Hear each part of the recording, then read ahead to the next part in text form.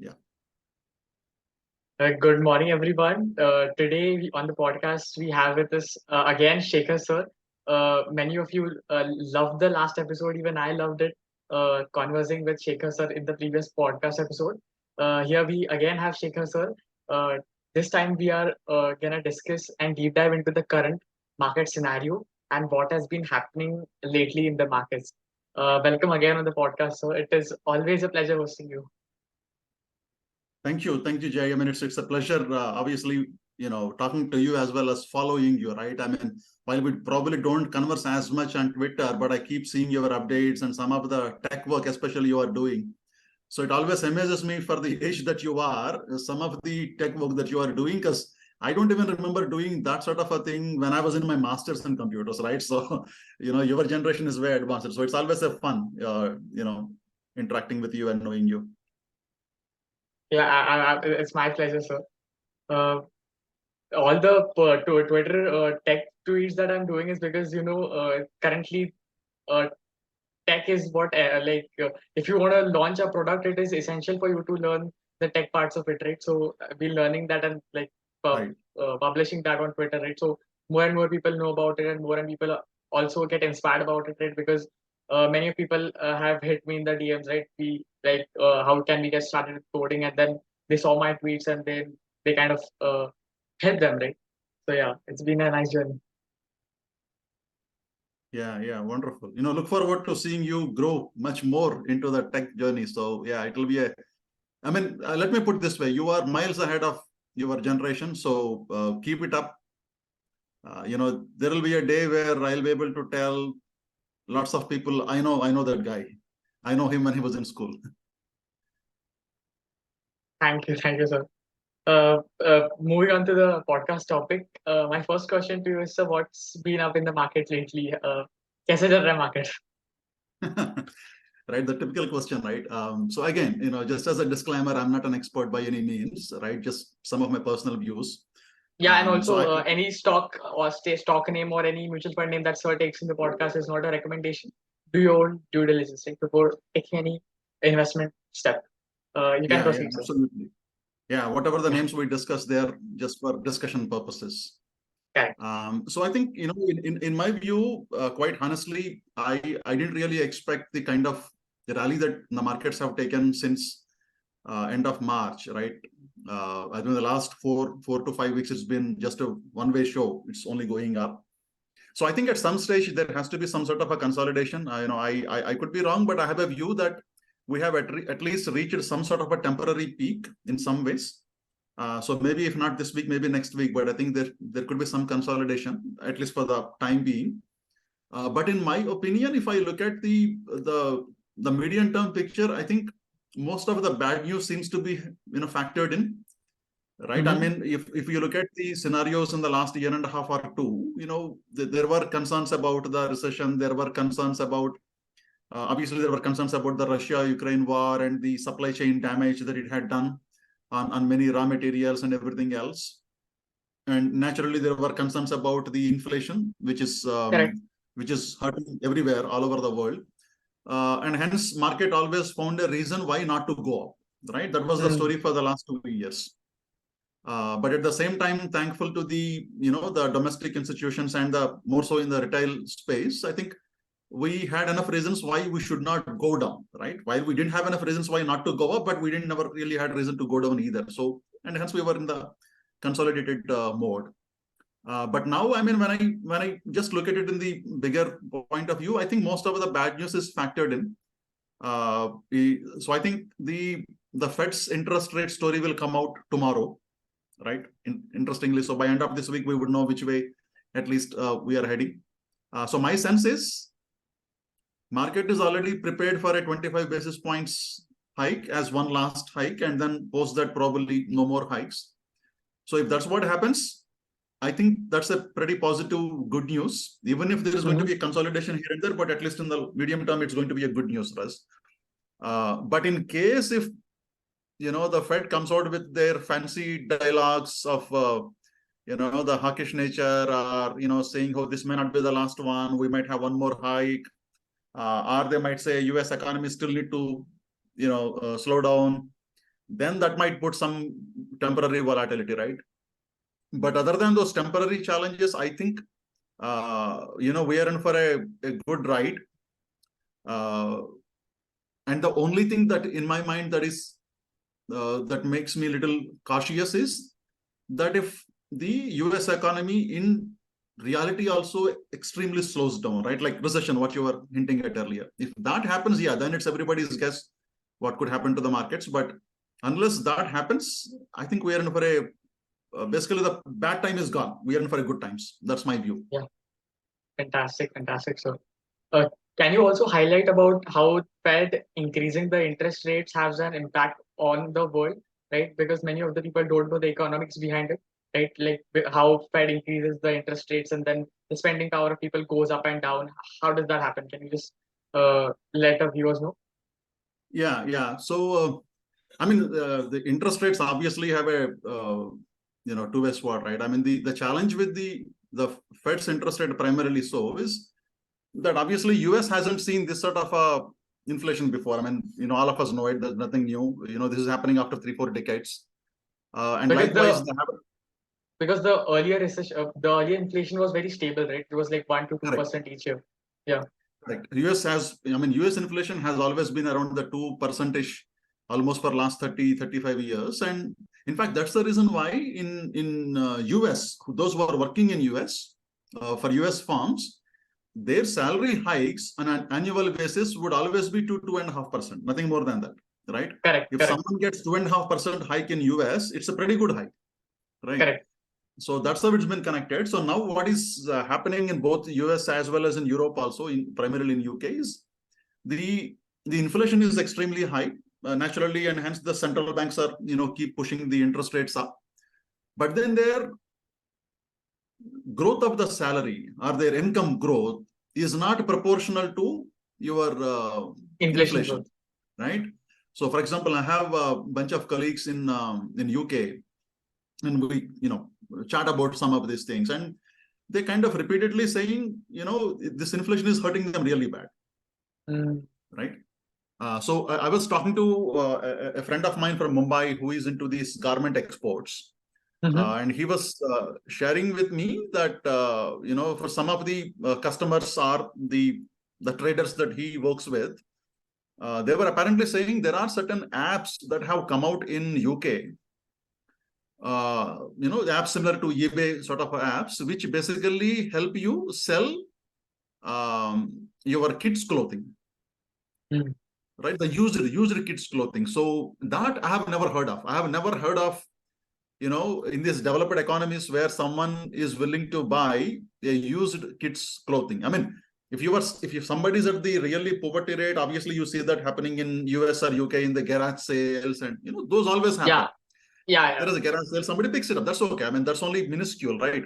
But you never really had an ecosystem, so to say, that there are apps, there are buyers, there are sellers who log on to the app and who are posting the availability of the used clothing of kids, and then somebody is willing to buy.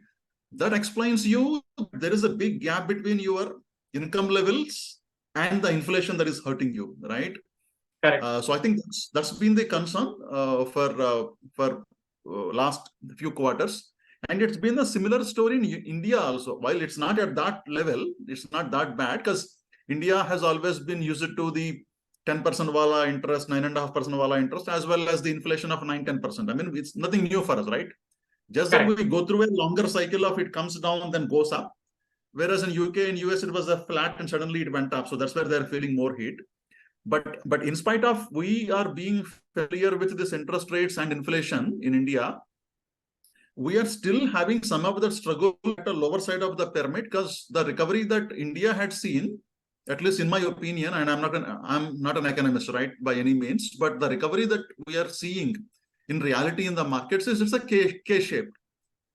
So on one hand, you are seeing the revenge travels and India hotels posting mind-blowing numbers. In fact, all the hotels posting mind-blowing numbers. There are, the luxury goods. You look at, Ethos or KDDL, this sort of companies who are associated with the luxury goods, watches and all of that. Or you look at the numbers of Benz or BMW or Audi, all of that luxury products are substantially skyrocketing. Even the luxury apartments in Mumbai and Delhi, if you look at the orders that Oberoi got or Godrej got, unbelievable orders, right? So you have that sort of a story where there is a significant up in the luxury space, but at the same time there is a pinch in the discretionary stuff, right, where the sales have have been difficult, and the margins, the companies are facing the margin troubles, etc., etc. So, and hence in India we are experiencing that K-shaped story where there is a significant chunk of population who are hurt in terms of their spending power, right? Whereas in US and UK it is more, right? So theirs is not so much of K-shaped, theirs is more on the downhill. So, and hence this interest rates, when they are going up, it's hurting them big time. But I think the good thing about the markets, while in reality, for the people who are living in those places, for them to come back to a better spending capability, that might take few quarters. But what happens usually, Jay, as all of us have seen in the markets, is market is always 6 months ahead. Yeah. Right? If market believes that if the Fed is not going to increase anymore beyond this time, assuming this time that is factored into it, there could be a chance. Exactly, right? So market will now start thinking, okay, now that, again, this is all with the assumption that Fed may not increase, right? If Fed comes and says we will increase, then it's a different ballgame altogether, right? Correct. If Fed gives some positive commentary, then markets will start moving up, because markets now will start talking about, November and December and what will happen at that point in time, and that kind of gets factored in. In fact, the one way to look at that is you look at the home textile stocks for the last 2-3 weeks. They've been going up, including today. Even today, if you look at Wellspan or ICIL, Indocount, they're going up. So which essentially means, in my mind, I'm thinking market is now started to factor in that the bad times for the home textile makers is over. So they're gonna start going up.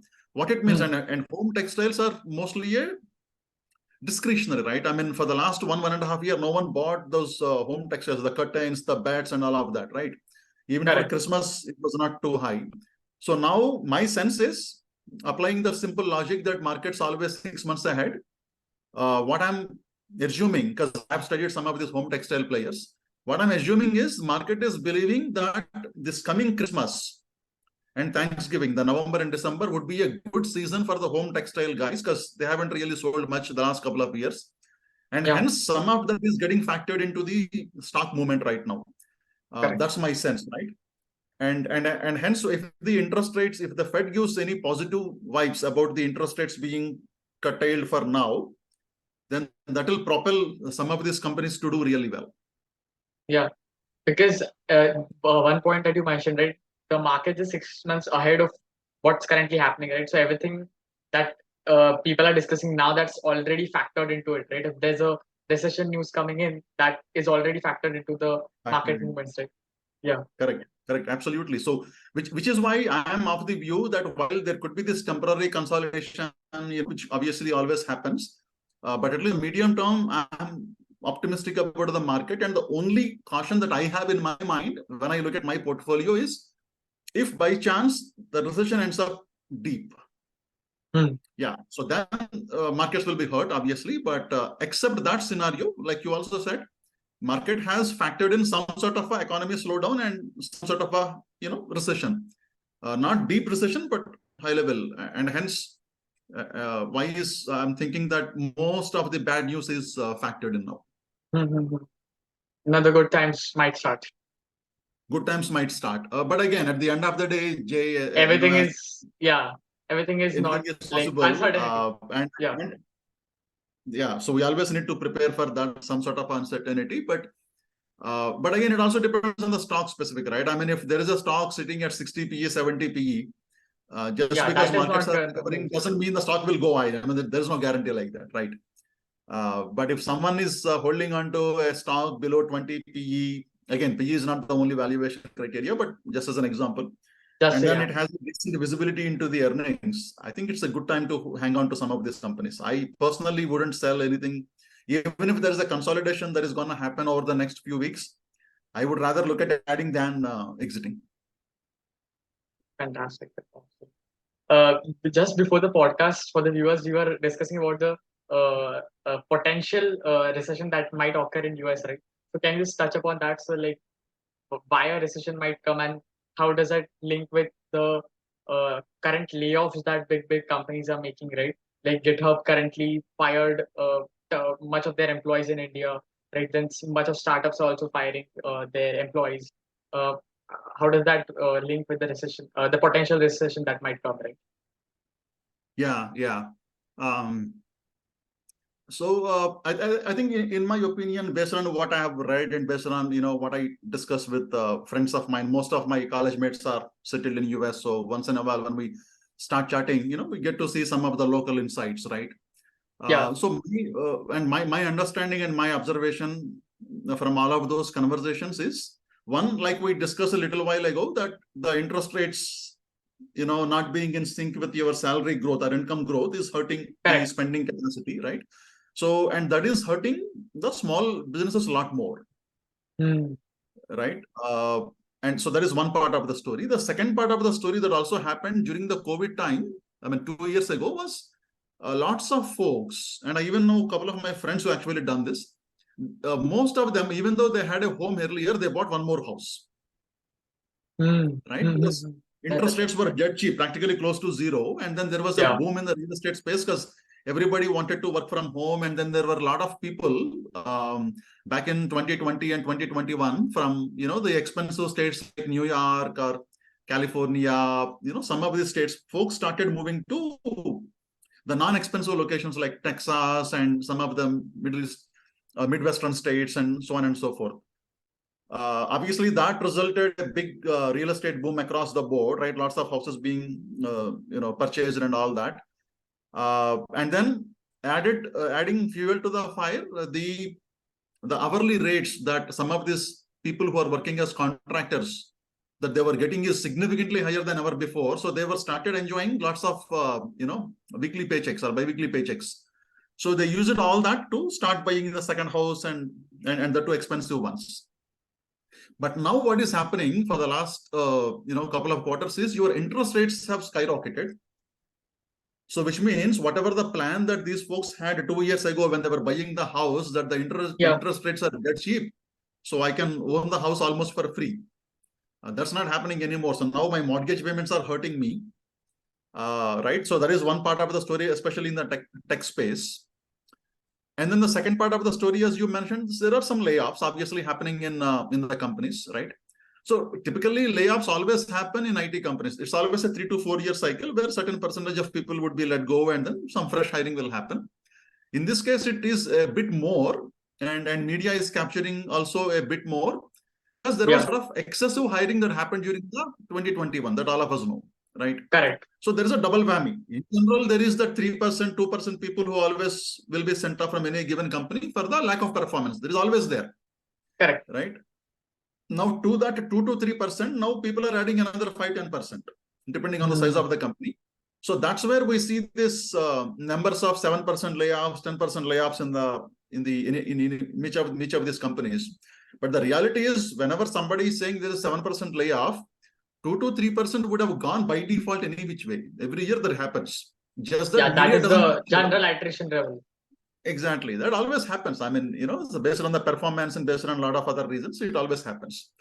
But anyway, coming to our point. So now the challenge is, on one hand, your interest rates or mortgage rates that you have taken have gone up. And then, some of the folks are losing jobs. Or if they were, both the husband and wife working, one of them probably lost the job and now your income is only half income. And with that, you need to pay the mortgage payments. So there is all of that pressure that is happening. So the underlying current or underlying view is that there will be lots of bad loans that are going to emerge out of mortgage boom that happened 2 years back, right? Hmm. Uh, Much of it defaults. can't be obviously as bad as 2008 debacle, but to some extent there is going to be pressure. And what it means is for those banks which have a lot more mortgage portfolio. For example, you look at Wells Fargo, you look at Bank of America. They have a significant chunk of mortgage portfolios, right? So they may have some sort of a impact. And when that happens, naturally there will be pressure, right? Obviously, like I said, it won't be to the level of 2008, but even if 1/4 of it or 1/5 of that impact happens now, then you see some volatility in the markets. And then the second theme from the banks that I'm also hearing is there is a lot of commercial property which was also bought along with real estate. Housing of like residential along with commercial, right? Along with commercial, right? So residential is what so far we have talked about. That IT guys started buying more, and then now they're struggling to make the payments. Along with that, even commercial housing, commercial real estate was also bought. So in the commercial real estate space, there are two factors which could hurt, right? If things don't go right. So one is the same challenge. If I have struggle paying for a home mortgage, then I would have the struggle to pay for commercial mortgage also, right? So that is one part. Then the second part is lots of businesses, lots of the small businesses, due to the the spending, lack of spending in US, lots of small businesses are not able to get as much customer spend, right? And hence these small businesses are struggling, even the large ones for that matter. Even some of the storerooms in the malls, they are not getting as much footfalls as they used to get 2 years back, because guys are not spending freely money anymore, and hence they are struggling to keep their own mortgage payments up. So imagine, let's take an example that I'm living in US, right? Yeah. I have a small business. For example, I have a grocery store, or I have a apparel store, a textile shop in a small mall. So I have taken a house loan, and I have my shop is also running on loan. Obviously, no one buys shop, full money. It's running on mortgage. So on one hand, I'm struggling to pay my home mortgage loan because of the interest rates have gone up. So I'm struggling. Correct. On the other hand, the income that I'm supposed to be getting every day, every month from my apparel shop, from the mall, that's come down because most folks are not buying as much as they used to buy in the past. Right? Correct. So, and hence my struggle for making the mortgage payments of my commercial property is also high now. And also the residential that you have bought, right? And the residential, both, right? So it's a double-edged sword now. And hence, if the recovery doesn't happen, unless Fed comes up with some sort of a measure in figuring this out, what could potentially go wrong is both my residential market and my commercial market in the real estate space might get hurt. And the longer it lasts, bigger the pain is going to be. So that's the part I think some of these analysts are calling out, repeatedly saying this might hurt us down the line 2-3 quarters, or maybe down the line a year, that some of these outcomes might hit us, and then markets might go for a toss that point in time, right? So that's the expectation that some of the analysts have. My sense is, will it impact? Yes, it will impact. It's not going to be zero for sure, but I am of the view that Fed will step in and they'll figure out some sort of a program. Maybe they'll come up in case if the mortgage payments for the both commercial and the real estate and the residential is going to be really challenging.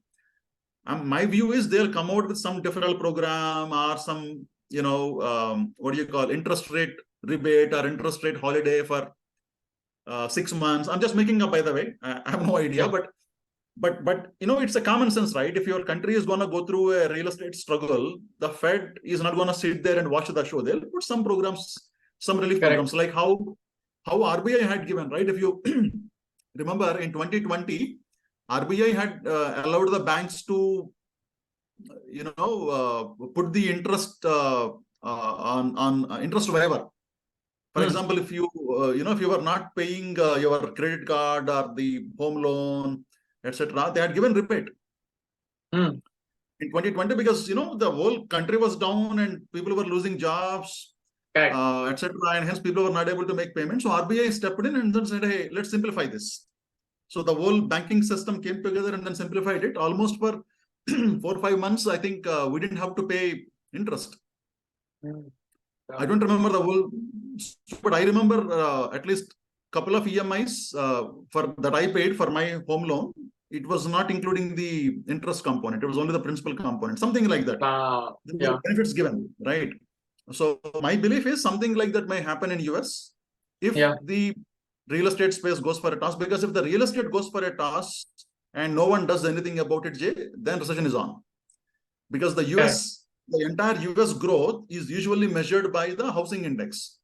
Wow. Okay, so that's one of the, like how, I don't know, I think some Fed chairman long time back made this comment about the undergarments being an indicator of where the economy is going. Yeah. Right. Likewise, the other indicator which is quite prominently used in US is the housing index. So the housing index is good, economy is good. Housing index is bad, economy is in deep trouble.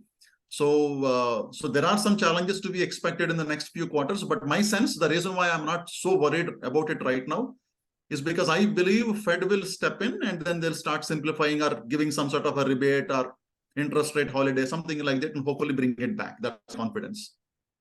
Yeah. So, like summarizing the everything that you said, right? So basically, in US, many people took a lot of loan to buy residential, commercial properties, and basically in US the inflation was pretty stable, right? 1-2% rate each year.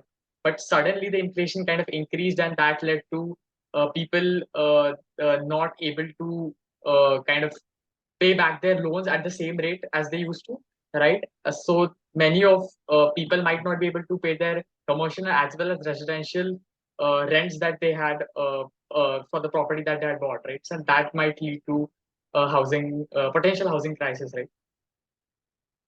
Right. You know, interestingly, just so you know, so I don't even know if you were born that time, in 2007, 2008, right? So when I was just born world 2007. Okay, excellent. So you were a baby when this happened.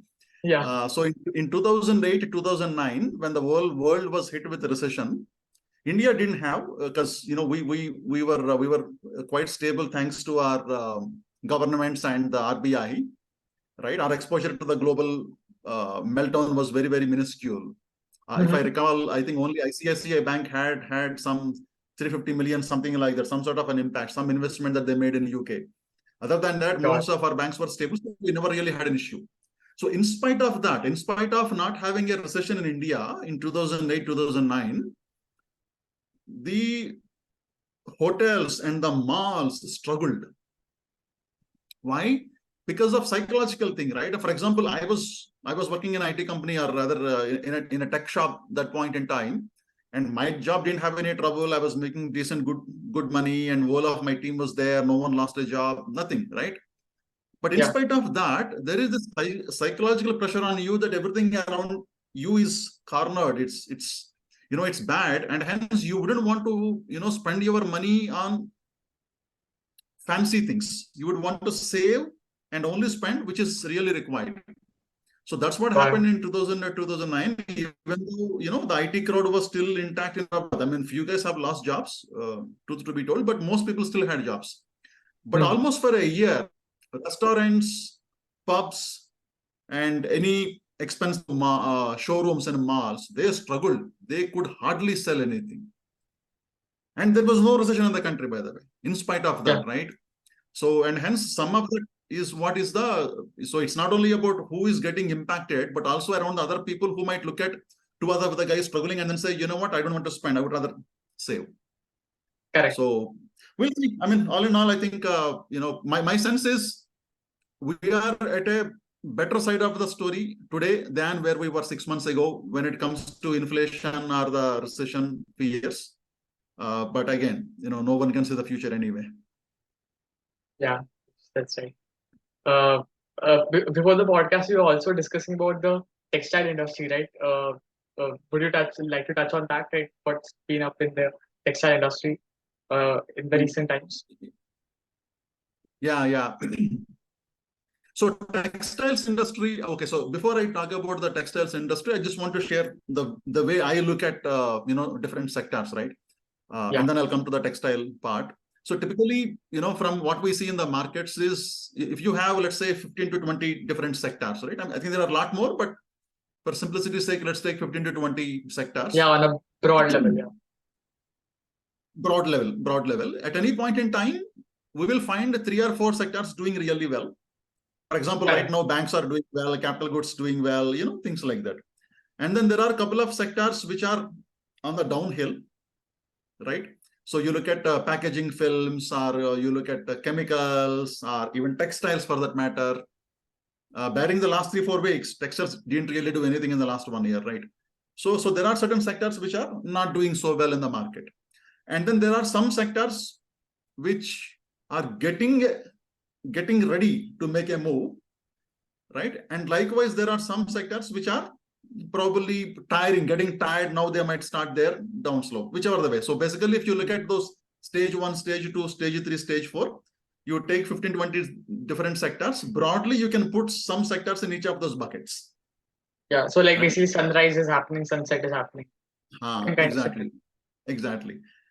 That doesn't mean every company in the sector in the same space. Obviously not, it's always company. So that story is always there. But broadly, we can look at a sector and then have where the majority is sitting, right?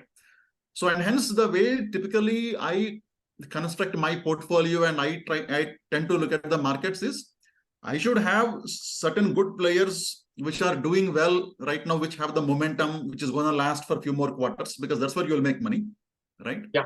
But they also put some bit of my allocation for the sector which is on the downhill, or which is in this long consolidation, but which can give me money next year or a year from now, right? So typically, when I look at stocks in my portfolio, there are stocks which are helping me, make some money right now, and some stocks which I'm hoping will do well in 2024, as an example, and some stocks which have a potential to do well in 2025. Right. So that's how I divide my portfolio typically, so that I am always building up for the future. I don't have to always discover a stock that is going to do well right away. So keeping that in mind, last year, when I started planning last year, so textile sector was one sector where I knew 2022, nothing is going to happen. And most likely, most of 2023 also, not much is going to happen. The later part of 2023. Towards the end of 2023 or, towards 2024, the textile sector should start doing well, because by the time the inflation would have come under some sort of a control, it may not go down to 2, but certainly won't be 9 either, right? It will be somewhere down. And hence the interest rates would start coming down gradually, and there the spending power will increase, and then folks will start going to, the malls and start buying the apparel and all of that stuff. Right? That was my theory. Whether it will work out exactly the way that I planned or not, that's a different story. But I had my own thesis about why I wanted to buy textile stocks, right? Yeah. So, and then within the textile stocks, then I had spent enough time studying the whole sector, and I broke down the different sub-segments. You have the yarn companies like Nitin Spinner, Sambika Cotton, and then you have the players who are the full-blown players, for example, KPR Mills, who does the entire thing. And then you have home textile companies like Indocount, Wellspun, Sutlej Textiles. And then you have certain companies which are focusing more on the kids apparel, for example, SP apparels and things like that, right? So I had broken down into different sectors, and then I started looking at some specific companies which are leaders in the respective buckets. For example, KPR Mills, one of the top notch, right? And then in the garment space, I looked at Gokuldas as an example. I'm still looking at Gokuldas, obviously, it's part of my portfolio. Then in the home textiles, I was looking at Indocount and Sutlej. Basically what I was saying, was that, within the, so the step one was for me to decide which is the sector that I am focused on a year and a half from now, right? Correct. Then the step two was to identify, okay, within that sector, what are different sub-segments which are worth studying, and then what are the top players in that sub-segment, right? Like as I was saying earlier, you have garments exporters, you have yarn players, you have kits. Within the garments, you have the kits specialty, because you have typically get higher margins there. And then there is a home textiles, right? So, and then there is a man-made fiber. There are some specific companies for that. So I have studied, all those sub-segments, and then identified one leader from each one of them that I believe will have a better chance of recovery when the whole sector recovers. So likewise, picked up some of those companies, and they typically have talked about these companies on Twitter as well. Gokuldas, Indocount, KPR Mills. I mean, KPR Mills is a known story, and it's been a tremendous wealth creator. Correct. And then Sutlej Textiles, which is a pretty small company, but a decent portfolio. And then SP Apparels, which is into the kids' clothing. And then the next question was, how would you build your allocation for it, right? If you are expecting the returns in 2024, then you can't give all your allocation in 2022. And then you are just wasting your capital. It's locked, right? And hence you put a plan in place. Okay, if I'm expecting the returns in 2024, which means I would have to do some sort of a regular investing until probably later part of 2023 and use the time to build up the position. Right, like tranches, adding tranches to it, right? Exactly, tranches and some SIP based approach, and then that depends upon everyone's capital allocation. So it's personal for each individual. But so that's how typically I plan, and that's what I've been doing. And my belief is next year this time, right, a year from now, textiles should be making a good run, right? So for all the reasons we spoke about so far, that the interest rates will come to cease at some stage. They're not going to go beyond, right? And in fact, next year by this time, even the interest rates might have gone down once or twice. Even that may happen, right? And the inflation would have been controlled, and hence people will start coming out and spending money. And thereby, my confidence is a year from now, they should do well. And that's where my continuous build-up has been happening, right? And in the textile space, the other advantage that some of the Indian textile players will enjoy over the next year and a half or two is this FTAs, right? The trade agreements with various other entities. I think especially with UK, it is work in progress. Should happen anytime in the next couple of months. And then there are discussions about with Europe as well, and then some of the Middle East countries. So there is a lot of conversations going on. And there, my belief is when these FTAs are in place, the textile companies which are garment exporters, right, they will have much better advantage than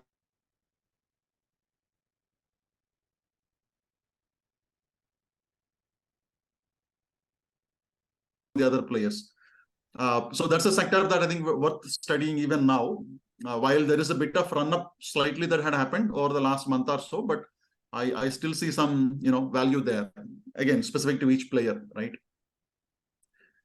But yeah, so I think that's what basically, going back to your question, I think textile sector has that opportunity. But if someone was putting this plan through, because for example, if you look at Indocount, which is probably sitting at 140, 150 today, it was available at 110, 115, 120 just about a month and a half ago, right? And then KPR Mills, which is hanging around 600 today, was available at 15-20% discount a month and a half ago. Or you look at Vardhaman Textiles, was much cheaper 3-4 months ago. You look at Wellspun, which is the home textiles player, which is at a much cheaper rate some time ago. You look at Sutlej Textiles, which was almost at 75-80 rupees 6-7 months ago. It came down all the way to 40 rupees just about a month and a half ago, right? So in the last one month or so, from 40, it came back to 50, which is what, 25% down, right? Yeah. So likewise, I think there is always certain value when beyond certain valuation point or certain price point, if a decently quality company falls, I typically pick it up because that's where I see value. Right. I mean, sometimes, this may not have happened every time. For example, you may not see a 25%, 30%, 40% run within a month every time. It may not happen. But as long as you have the ability to, hold on to, at least decent quality stocks at a much, much cheaper valuations, even if not a month or two, maybe it will take 6 months, but it will definitely give you those returns. I mean, that's the way I planned at least for the textile space. Fantastic, sir. My next question to you is, as we all know, right, the AI space is kind of booming, right, with the introduction of ChatGPT, and every day there's some kind of a new AI application that's coming and popping up in the industry, right? With the growing increase of AI and products like ChatGPT, what do you think of the futures of very much businesses, right? Because there's a recent company in US, right, called Chegg, right? They recently disclosed that AI is like ChatGPT is a big threat to their company, right? And then the stock fell down by 36% within a couple of hours, right? So, what do you think about ChatGPT and how its impact gonna be throughout the world?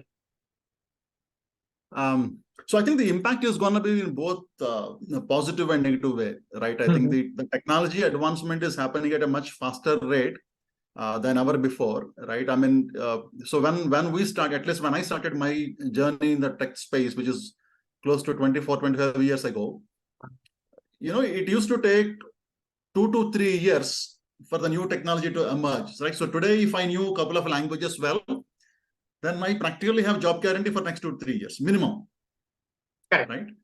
Because it's going to take that much of a time for new technology to emerge. Yeah. But then in the last 2 decades, the transformation or evaluation journey has went up so quick that today, every 2-3 months you have a new technology. Very right? easy. So yeah, so it's and it is automated now, right? I mean, a lot more is automated, so you don't have to really learn every single bit of it manually. So and hence the impact both on the positive side and on the negative side is high. So what is happening right now and what will continue to happen is whatever is the traditional standard work, that will be simplified with the AI, and you wouldn't really need humans to do that anymore. So all the redundant and the boring work that is repeatable, right? Like whichever that is repeatable. might be, would be easily replaceable, right? Exactly, right. So I mean, while in the technology space, we've been using this phrase artificial intelligence and machine learning and how they can learn what humans do and hence repeat what need to be done. The reality is this automation has been in place, especially if you look at the other industries. Yeah, correct. Right, you look at the manufacturing space, you look at the automobile space. I mean, some of this technology has been there. I mean, they have automated this to a larger extent. For example, some of the testing, the quality testing that has to happen in the manufacturing space or automobile space, etc., it's been automated for some time. Nothing brand new, right? To give a context for the viewers, right, who might say that ChatGPT might came in 2022 end, right? But for the viewers to give a context, right?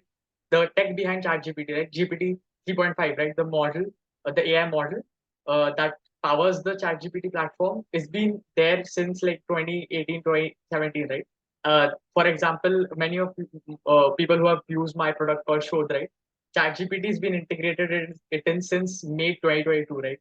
So the tech existed, but the thing that led to so much growth was a good user interface, right? Because earlier the tech was much of very technical, right? You have to integrate APIs and this and that. Correct. So it was only limited to very few tech people. But due to the providing a chat interface, right, it is enabled to wide audience, right? Plus ChatGPT was free, right? That led to the skyrocketed growth in it, right? Exactly. I mean, that's a good way to summarize, right? So now even the non-tech users have opportunity to use it, right? So that's where the application and the growth is happening at a rapid pace. And hence, from the good thing point of view, yeah, it will automate, it will simplify lots of things, good for the industries, good for the businesses. It might help their margins and cut the cost and all that, and even better quality as well, right?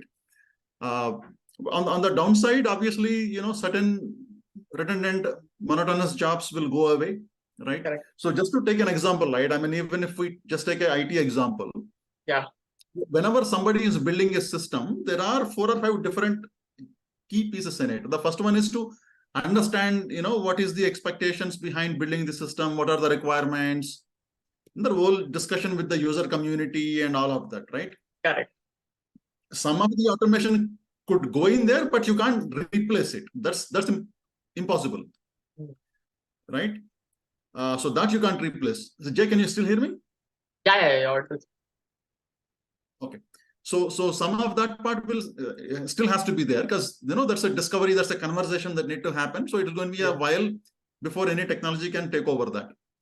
And then comes the design part, where once the teams have understood what is the customer wants or what does the business user want, they would have to now sit together and start designing how this whole solution should work. So could some impact be there from the automation on the design phase? Yeah, some of it could be there. But can you replace design? I don't think so. It's not going to happen, right? And after the design, once the design is completed, then comes the scenario where now you have to develop the code or start building the components. That's where the AI's role is going to be higher. Correct.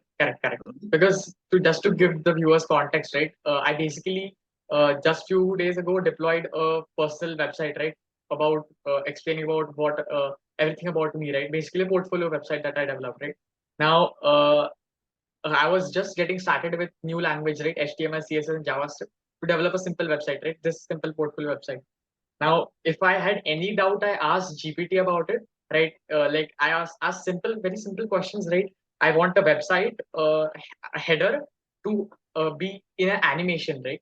That basically loads a character by character, followed by loading the whole animation, right? Like for example, it will basically animate a whole text, right? Basically, that's what I wanted, right? I asked GPT to do it. It did that. I just copied the code, pasted it into my and then it started working, right? So now the efficiency for a coder has increased a lot because for instance, right, there's a website called Stack Overflow, right, which has all the coding doubts that people post in throughout the start from the tech world, right? Correct. The chat GPT has been trained on that whole data, so it now knows all the errors that people face and what are the potential solutions for it, right? So it might be better at problem solving and generating codes than even other websites, right? So that was an example for design and how coding may chat GPT will help, right? You can continue. Correct. Yeah, exactly. Right. So the coding is where some of this automation will cut down the effort, and hence you probably wouldn't need as many people as you needed in the past. And then of course the testing any which way, there is a lot of automation already happened, and hence I don't really see incrementally there could be another 5-10% sort of improvement in the testing space, but otherwise most of the automation has already happened there. So thereby you look at this broader picture. Could the entire AI space can simplify and automate and improve the efficiencies? Yes, of course it will, because that's the whole purpose of developing the AI technologies, right? But then can it replace this entire ecosystem that we have today, and then within a year everybody loses their jobs, etc.? No, I don't think it's going to happen. Right? That is the first part. Then the second part is the AI itself has to evolve, right? So what we are seeing, at least in my opinion, what we are seeing the outcome today, like the example that you had taken, you asked the chat GPT to do some code, it has given you ready-made code. Those are for known applications, known areas. Yeah, correct. Right. So tomorrow, for example, I might have a unique business need, at which point in time the AI solutions, whether it is chat GPT or some other solution, they're not going to have a ready-made solution for me. So there will be jobs that are going to be created in this AI technology. So if I might be losing jobs in the coding space, the routine coding space, the newer jobs will be created in the AI space to continuously develop and evolve the AI models and AI technologies, right? Correct. So the jobs will start shifting from one place to another place. It may not be equal in number, yeah, but we're not going to lose by a lot margin either. And hence, and which is the reason why I've been so bullish on the technology space on Twitter. Every time someone says, "Oh, technology is going to end, IT is now going to be dead," etc., I said, no. The guys who are going to create the AI models or even develop the AI technologies, that's also IT. It's not something else.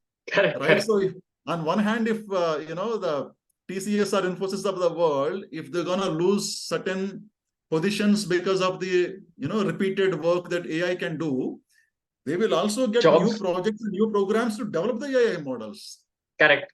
Like basically when the computer started, right, many people started seeing that they might replace us, and but they didn't replace now have created a backbone through which all these AI technologies exist, right?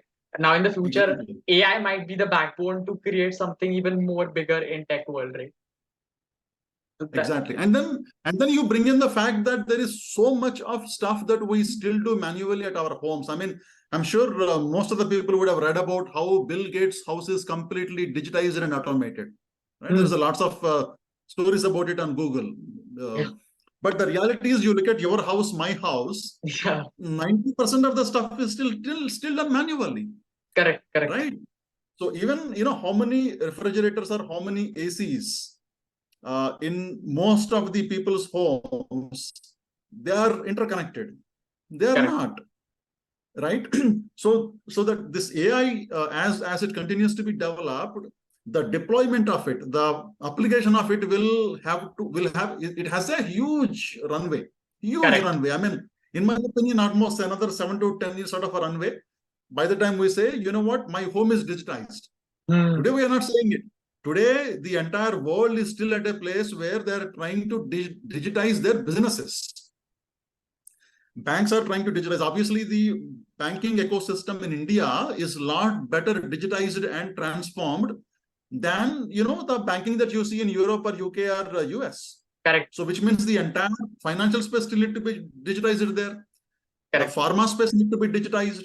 The chemicals industry need to be digitized. So all of this is need to happen. That is stage one.